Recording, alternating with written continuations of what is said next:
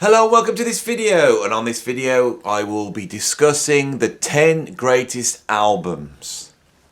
So recently I did a video called the 10 greatest albums of all time ? Where I took the lists of the Rolling Stones top 10 albums of all time, and I took the list of the NME's top 10 albums of all time, and I sort of critiqued those lists. I didn't think they were that accurate. I thought they were biased. I thought they were revisionist, and there's a lot of discussion about that. That video has now gone on to be the second most viewed video on this channel, and I felt like I'd cheated my lovely viewers because I hadn't actually given them my top 10 greatest albums, right? Now, I think that's a pretty impossible task, and it's a silly task to undertake. But I have tried my best to undertake it. I have sat down and really given it as much thought as I can. And the criteria I've used for this list is influence and innovation. That's the first one. The second one is a summation of what has happened before. Some albums are great because they really sum up everything that's gone before. And some albums are great because they open a new door to the future. And some albums do both. And on this list, a lot of these albums do both. I've also taken into technical skill into account. I've taken into account popularity, and of course it's my own personal taste. So there's quite a bit of jazz on this list. I do believe that jazz is the overarching musical art form of the 20th century. I feel that all the other popular music forms branch off that, and so jazz is going to be very critical when you come up with the top 10 albums. I'm not going to rank these. I'm going to do them in historical order.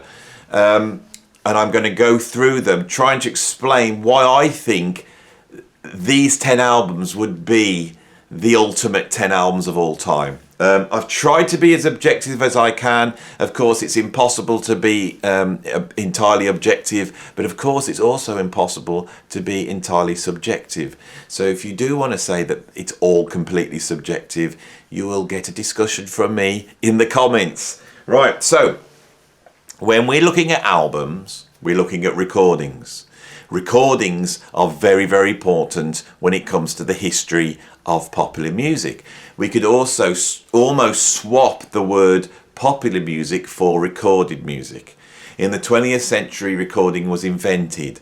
Well, actually, recording was invented in the 19th century, around about 1860, 1870.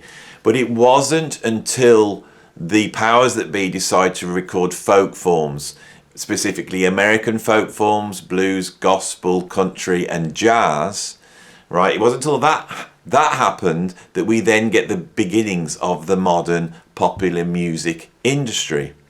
Okay, of all those forms I listed, the form that was like the nuclear reactor, that was absolutely brand new, and the form that shocked the world and created the popular music world as we know it today was jazz. The reason why jazz was so important because it innovated a number of things. First, it allowed people to sing or play in their personal voice. Having a personal voice was going to become very, very important in terms of popular music, 20th century music. It also introduced the idea of groove, music you could dance to, and also it was based upon improvisation. Improvisation could not be utilised until recording was made. Once recording happened, you could use improvisation as the fundamental structure for the songs that you were producing. And of course, this had a dramatic effect on the world. As soon as the powers that be, the recording industry started to record jazz and blues, those records began to sell. The genius that walks into the recording studios in the early 1920s and is really the most important musician in terms of pulling all these ideas together and laying the foundations is of course Louis Armstrong. And Louis Armstrong does this on a number of recordings called the Hot Fives and the Hot Sevens. So my first album on this list would be the complete Hot Five and Hot Sevens recorded by Louis Armstrong. I haven't pulled that out. I pulled out this compilation album, actually pulled out the Ken Burns Louis Armstrong compilation, which has a ton of Hot 5s and Hot 7 recordings on. You can also get the best of Hot 5s and Hot 7s that I've also got, and I've pulled out in a different video. But these recordings will crop up in all sorts of different forms. What does Louis do on these recordings? Well, what he does is he organises the music, and he pushes certain elements to the fore and certain elements to the rear. He pushes soloists to the fore, and he organises the soloing. He also greatly expands the vocabulary of sound that you can use, because he sees it as a recording.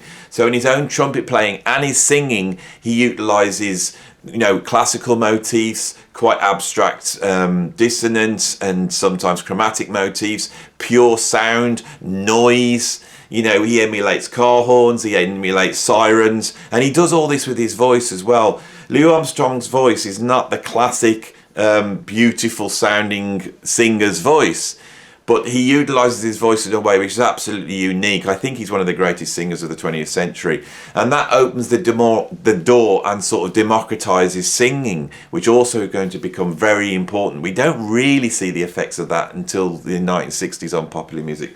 So at number 10, I am going to put forth the Hot 5s and the Hot 7s by that man there, Louis Armstrong. Right? The next album on the list I want to put forward is an album I don't own. Some of these albums I own and some of them I don't, and I will hold them up when I do own them, and I won't hold them up when I don't own them. But of course I've listened to them all quite heavily. The second album would be the complete Robert Johnson recordings. Right? There's two really overarching music forms at the beginning of recorded history. That's jazz and that's blues. I thought, how do we represent the blues? Is it Blind Lemon Jefferson or Charlie Patton, the real innovators of that sort of country blues? Is it the urban blues of Bessie Smith and Leroy Carr that actually possibly had a greater influence on, say, R&B and rock and roll in the 50s and 60s? But I think it's really strange that the musician we come back to was actually one of the least popular musicians at the time, and that's Robert Johnson. Robert Johnson walked into a hotel twice in his life and laid down a series of around about 20 recordings over a period of 2 sessions. These recordings weren't a success at the time, but what they captured was somebody who firstly sums up that everything that's gone on in the blues up until that point, and he's taken all that stuff and he's brought it down on the guitar. Yes, he's got that from Charlie Patton. Yes, he's got that from, you know, Blind Lemon Jefferson, but the way he pulls it down onto the guitar is absolutely virtuoso. His voice also is otherworldly. All right, so as much as he is summing up everything that's happening to the blues at that point in 1936-37 when he records these tracks, he also is probably more than any blues musicians pointing towards the future. Robert Johnson was searched out by Alan Lomax. He was trying to find him, never found him. He ended up grabbing Big Bill Broonzy and pushing him forward. By the time Alan Lomax has become aware of what Robert Johnson was doing, Robert Johnson was already dead, and he was in absolute obscurity. But the recordings were dug out. When the recordings re-emerged in the late 50s, early 60s, they really laid the foundation for the electric blues, rhythm and blues, and eventually rock music of the 1960s. Robert Johnson's influence on the creation of rock music is absolutely undeniable. But that's not enough to put him on this list. The reason he's on this list is because he's an absolute blues virtuoso. He lays a standard that nobody else has really surpassed on guitar and on vocal. And I think also the myth of Robert Johnson, the fact that we know more now, but the fact at the time we knew so little, was able to fill in this character and make him also mythic, almost mythic, which I think influences the development of rock and roll so much. It's wired into that. So Robert Johnson, his influence on 20th century music is just, it's incalculable, really.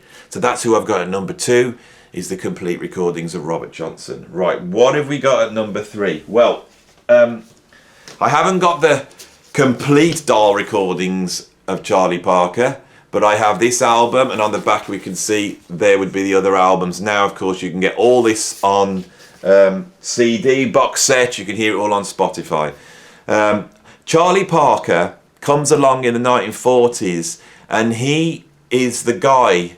He doesn't invent bebop, but he is the guy that is the figurehead of bebop in that the actual sound of bebop is Charlie Parker. In terms of his tone, in terms of the way he phrases, the way he creates melodies, his rhythmic approach, all those things are the things that all the beboppers lock onto. Now, what bebop does, it's got two roles really in terms of the history of 20th century music.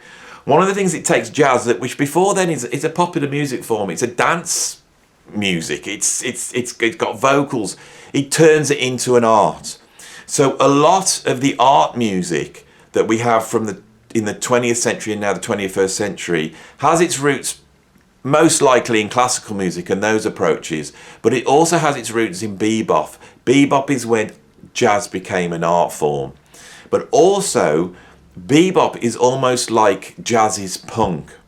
It's the next generation coming along and reacting to what went before, and trying to create a new style of music that young people would be able to latch onto and will be able to call their own. They're trying to draw a line between them and the generation that went before. I think this is the blueprint of rock and roll. And actually, when you listen to rock and roll and you listen to the lines that are in there, there's bebop lines in there. I'm going to give you an example of that. If you take Johnny Be Good by Chuck Berry, he starts off with an Elmore James lick, and he goes, and then that next phrase he does, that's a bebop lick. That chromatic run is a bebop lick. And those two elements are really what's coming in and creating rock and roll. The blues, which I've represented with Robert Johnson, and this sort of driving new youthful music that we have in bebop. Charlie Parker's influence on jazz is, again, incalculable. He's probably the second most important musician in the history of jazz after Louis Armstrong. So at number 3, and of course this isn't a ranking, this is a historical sequence, we have Charlie Parker with the complete doll recordings. All right. The next great event in the history of 20th century music is the development of rock and roll. Rock and roll in the 1950s comes out of rhythm and blues fused with country music and elements of pure blues, a little bit of gospel. That's all bubbling away. But the thing is that if you listen to a lot of rock and roll, it's actually hard to distinguish what's really that different to certain country recordings at the time and certain rhythm and blues recordings. The big difference is the fact of this teenage market. The thing that I discussed is in embryo with bebop. It's the development of the pop star. It's taking the idea of the film star and putting it into music. All right. It's creating a music form where we identify with the characters. All right. So for me, in the 1950s, the musician that really is emblematic of rock and roll would of course be this man. And I do have an album here. Elvis Presley. And what we have here is the first Elvis Presley album, which I think is just called Elvis Presley. I think in America, as it was called Elvis Presley. In the UK, it was called Elvis Presley Rock and Roll. What I have here is actually an album out of an Elvis Presley box set, which contains all those classic 1950s songs. Heartbreak Hotel, Tutti Frutti, Blue Suede Shoes, Don't Be Cruel, Hound Dog, Ready Teddy, all of that stuff is on here. That stuff, how many musicians have I met from the classic era of rock music? I've played Rock Plant, I've played with Bevan from ELO. I've met a whole host of those rock and roll legends and spoken to them. What's the album? It's this album, right? How many of those guitarists like Jimmy Page and Jeff Beck were first influenced by Scotty Moore? This is just, it has to be on the list, right? Musically, everything's there. This influenced a whole generation. But as I hold this album up, look at the guy, right? This is the king of rock and roll.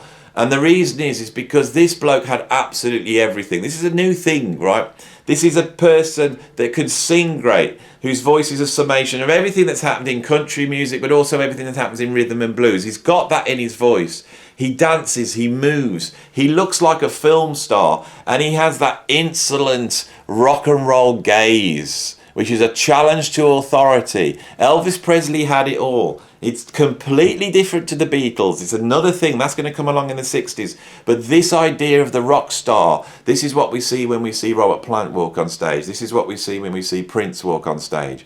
Now, there's many out there that will say that Elvis appropriated this from black music. And of course, the black music influences in his stuff is just huge. Not only the rhythm and blues influences, but the influences in terms of his approach. You know, incredible black artists already, like Louis Jordan, for example, there would be one that comes to mind, had already done this within the rhythm and blues genre. But I think what Elvis does is he pulls in from an almost like sort of film star look. Now, of course, at the time, there were film stars that were black, but predominantly that was the image, the sort of Tony Curtis, you know. Elvis Presley is somewhere, you know, between a country singer, blues singer, and Tony Curtis. That's what you get all wrapped up. The influence of this is absolutely huge. I don't want on this video to get into the sort of identity politics angle of it here. I have done a video on that elsewhere.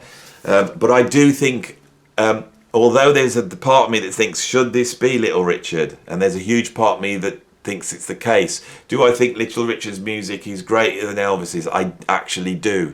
Even as much as I love Elvis, I think Little Richard is the peak. But I think in terms of these 10 albums and tracks like Heartbreak Hotel, Blue Suede Shoes, all these tracks that are on here, Hound Dog, you know, which of course are blues, rhythm and blues songs that have been covered by Elvis. But if we deny that part, we have to throw out rock music entirely from this list. So there we've got it. That's at number 4. I better get a move on because we got to get to number 5. Right. So number 5. Right. This album is a summation of everything that's happened in jazz, everything that's happened in recorded music, everything that happened in the development of the album. This is the first true album on this list. Everything else has just been collections of songs put together. It's the first album, and it's also a huge influence on what's going to happen in the future. And it's Kind of Blue by Miles Davis. This is an album, it's a concept album. It uses modal principles, and it also develops the blues. Its influence is undeniable. There would be no funk, there would be no James Brown Cold Sweat, right, without this album. You know, James Brown's band was jamming on So What when they came up with Cold Sweat. There would be no minimalism. Right, Steve Reich and those composers were listening to Miles Davis and John Coltrane, and when they started to play modally, those composers realised that you could create music that didn't have a cadence, and that's where minimalism comes from. Between the development of funk and minimalism, that in itself would put this album on the list. But that modality is also heard in the music of Jimi Hendrix. It's heard in the improvisational approaches of all rock musicians in the 60s. Rock musicians were improvising, but they weren't improvising like beboppers. They were improvising through scales and modes. You know, so we could hear the influence of this, even the Byrds in the way they play. We can even hear the influence of this modal approach in Bob Dylan's band of the 60s. It just goes on and on. We can hear it in Tomorrow Never Knows by the Beatles. So Kind of Blue is an absolutely huge album. It's also the biggest selling jazz album of all time. And so that's what we've got at number 5. At number 6, mentioning the Beatles. I knew a Beatles album would have to go on this list. And I struggled with this one, which one to put on. I don't actually own that many Beatles albums. So I've had to do a little bit of research on this. The albums I have got would be like Rubber Soul, I've got Revolver, I've got Sgt. Pepper, I've got the Red and Blue Greatest Hits albums. So I'm not overly knowledgeable on every single Beatles album, even though I would say the Beatles are a huge influence. So I did a little bit of research on this, and I think it comes down to 2 albums. There's Abbey Road, which contains some of the Beatles' best songs and is the sort of best finished product, I would say. But in terms of innovation, it's Revolver. And the album I want to put in at number 6 is Revolver. And the reason why it gets that extra bit of credit for me is just because it's so innovative. The Beatles come out and they take over the world. The reason why the Beatles take over the world is because they've got a different take on rock and roll. They've got a British take on rock and roll. The world has always loved what I call the English aesthetic. And their sort of cheeky chappy approach where suddenly normal people, we're not looking at Elvis Presley anymore, we're looking at just normal people playing rock and roll with really catchy songs and great hooks takes off. But the Beatles' success, because they are such geniuses, they are able to capitalise on, and straight away they start to push the form. We see this on Rubber Soul, we see the development of the album through the Beatles, but on Revolver, it's as though they suddenly take the innovation lever and push it all the way forward. Absolutely incredible album, with some of their best songs on there and some of their most innovative songs on there. It still shakes me to the core that a track like Tomorrow Never Knows was recorded, when was this album done? 65, 66? That the Beatles were able to make a track like that at that time, even though they were one of the most popular bands in the world. And that track, you can still sounds fresh today. It's so futuristic. So that's what we've got at number 6. At number 7, I have, and I don't own a copy because I'm not a big fan of this guy. I don't listen to him that much. But his influence is absolutely undeniable. I would say that this guy, this is the single most important influence on rock and roll and popular music in the last 60 years. And it is, of course, Bob Dylan. And the album I would like to put forth at number 7 is Highway 61 Revisited. This album is where Dylan has come in. He's already brought folk music into popular music. And by doing that, he has changed the subject matter, the very core subject matter of what popular music is about. I can remember chatting to Robert Plant about Dylan, and Robert turned around to me and said, he goes, before Bob Dylan, we were all writing songs about driving around in cars. He heavies up popular music, right?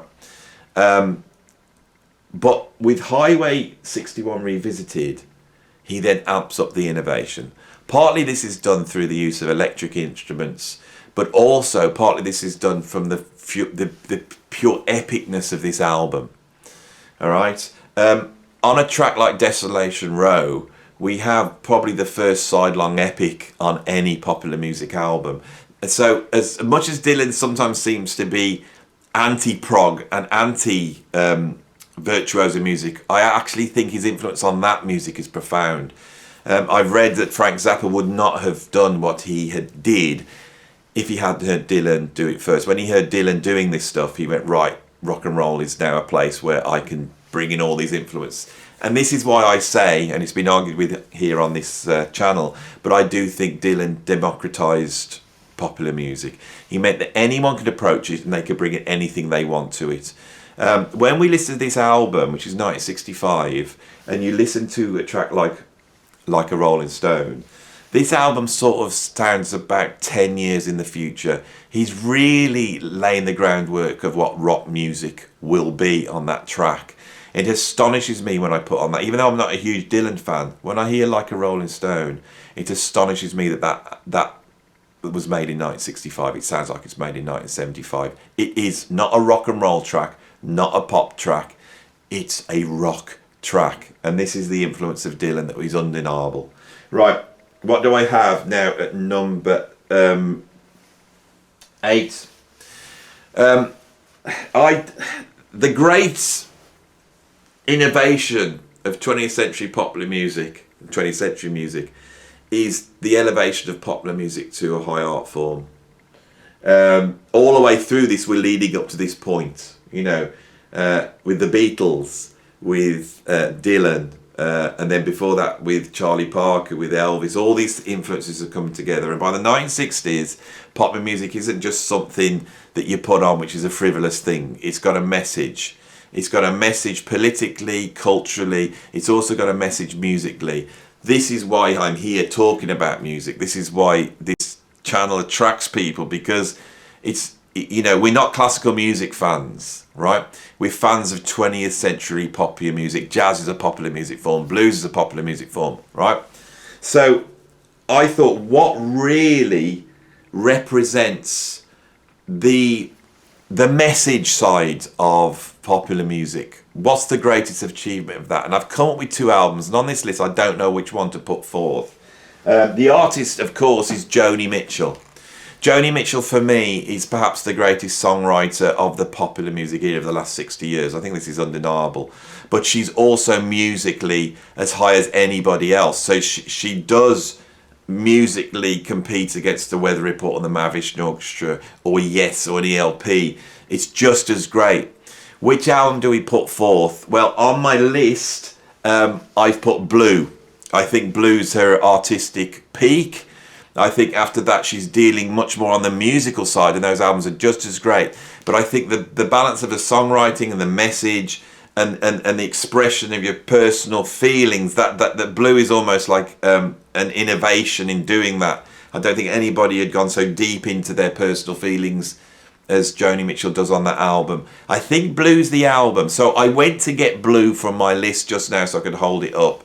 And I came across this Joni Mitchell hits, and I ended up pulling that out, and I thought, now, do we go for Joni Mitchell's just hits? Because what do we have on here? Urge for Going, Chelsea Morning, Big Yellow Taxi, Woodstock, The Circle Game, Carrie, California, You Turn Me On, I'm a Radio, Raised on Robbery, Help Me, Free Man in Paris, River, Chinese Cafe, Unchained Melody, and then Both Sides Now. I mean, that's like a list of just the greatest songs ever made. Is that not the case? So is it this album? I'm going to leave it up to you. You know, I think for hardcore Joni fans, they'll probably say Blue. The real hardcore fans will say Hejira, and I nearly pulled that out. This is a testament to how great it is that we know one of these albums, or maybe 2, even 3 could be on the list of the 10 greatest albums of all time. But maybe it should just be the greatest hits. I do not know. This is the thing. I mean, this list's silly, but hopefully we've had a nice half an hour historical journey through 20th century music at least. So what do I have next on my list? Right, we do need an album that sums up all the prog and heavy metal. It needs to sum up, you know, even jazz fusion. I haven't got a jazz fusion album on this list. All that progressive music in the true tense of the word that comes out of rock and roll that we get at the end of the 60s, you know, the King Crimson and all that. And I thought, what album is going to sum all of that up? Which album am I going to go for? And believe it or not, I've gone for this to represent that on my list. Led Zepp 4. Led Zepp 4 has it all. It's a rock album. It's a blues album. It's a progressive album.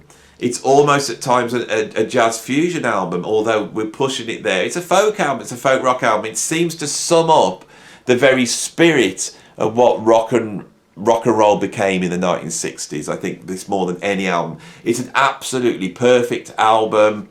I think of the sort of classic rock bands. This one still holds up critically and can still be seen. I nearly put in Highway to Hell by AC/DC, but I thought AC/DC does not have the breadth that this album has in representing all the progressive forms that emerged in the 70s. You know, could have been Dark Side of the Moon, for example. But I think this is the album. I think this is a more perfect album. We're arguing one perfect album against the next. So that's what I've got. So I'm now up to number 10. This is my last album. This album has to represent everything that has happened in the 1980s, in the 1990s. It has to represent the way music is made now, the advent of digital technologies, the advent of digital distribution, of sampling, of rap, of hip-hop, of electronics. It has to represent that because I've only got one album left.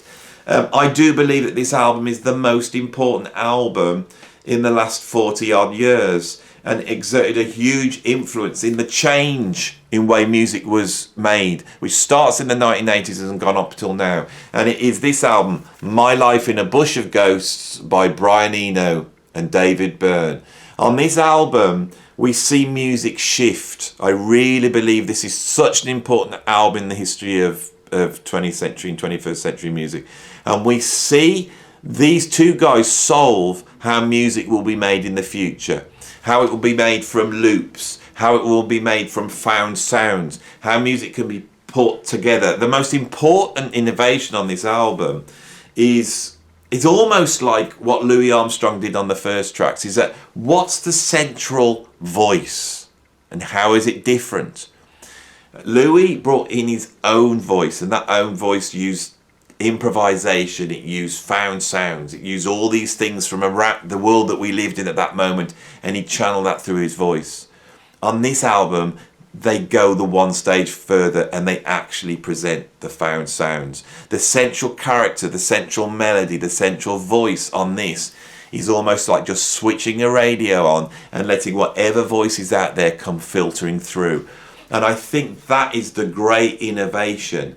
I think when we're looking 30, 40 years time, music is about to really change. AI is going to affect the way music is created. The way that the audience interacts with the music is going to change the way music's created. And I think in 20 years time, we will be looking at a style of music which is directly pulled out of the environment we're in. And we will go back and say it was first done here.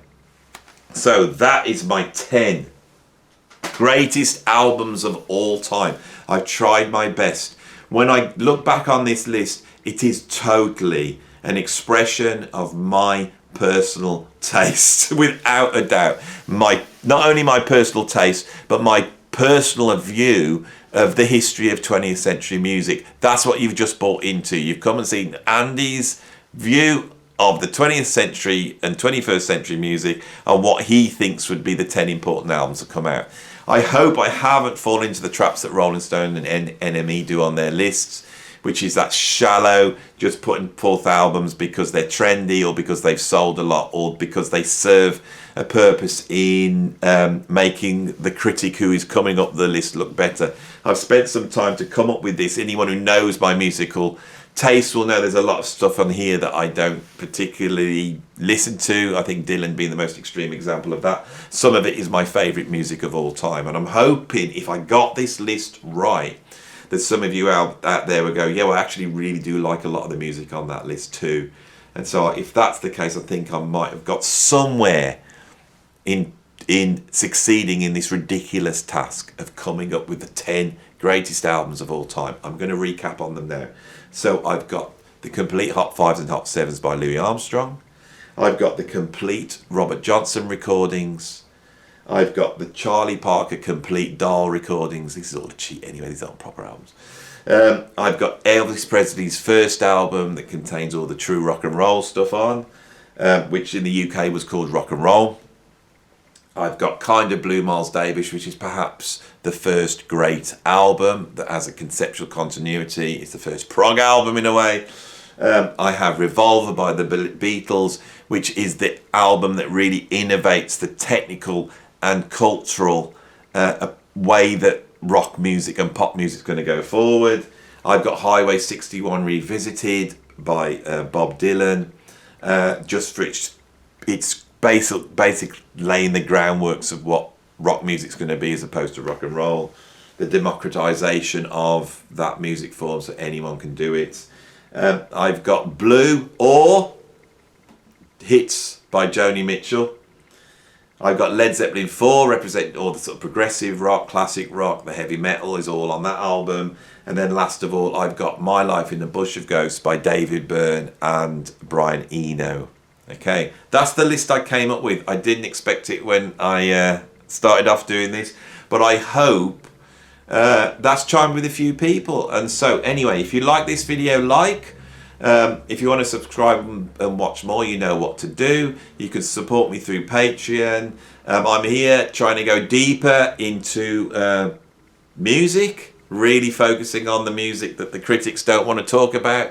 Prog, classic rock, you know, certain types of heavy metal, jazz fusion, jazz rock.